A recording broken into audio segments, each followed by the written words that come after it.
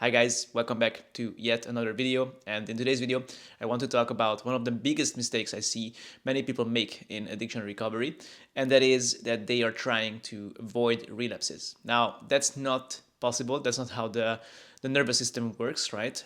It's a gradual process, and you have to slowly but steady rewire and reprogram the subconscious and also the nervous system, right? So that's why it's impossible to avoid relapses. Of course, there are people who relapse less, there are people who relapse more. It really depends on the person, also where the person is at right now, in the recovery. When you have experience, you know how your mind works, how your subconscious works, and then you have more control over your impulses. But again, that depends on the person. So that's one of those things that, again, you can't really avoid. It's something that you have to accept, that it's part of the game. You will most probably relapse, and it's completely fine.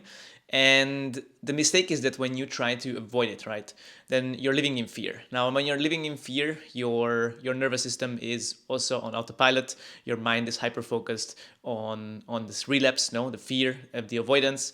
And then many people try to avoid themselves, avoid the addiction, avoid relapses, so they stay busy. Now, the problem with this is when you stay busy is that the busyness becomes another escape. So you're pretty much substituting your addiction with another addiction, and it becomes an escapism, right? An escape addiction.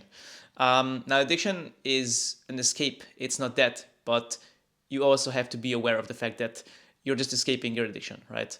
So this is where urge surfing comes into play. It's one of my main tools when it comes to addiction recovery, and it's pretty much about you sitting with your urges, with your triggers, and just taking it as a man, accepting it, allowing it to be there, observing it, observing your mind, observing the sensations in the body, and well, you pretty much sit down with it, right, when you get triggered, and you just take it. So it's super simple, super easy.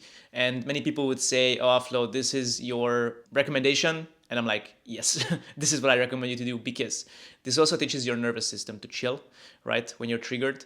And it also teaches your subconscious that you are able to take the urge, right? You don't have to act out on the urge, and you can take it. So again, it's crucial that you don't go out, don't go for a walk, don't run, don't take a cold shower like many people do, don't do 100 push-ups, because that's another escape, right? You're not allowing your urges to be there. You're not allowing to feel it. And you have to teach your nervous system to feel whatever you're experiencing, whatever you're going through. And when you learn to feel it, you can also understand it, right?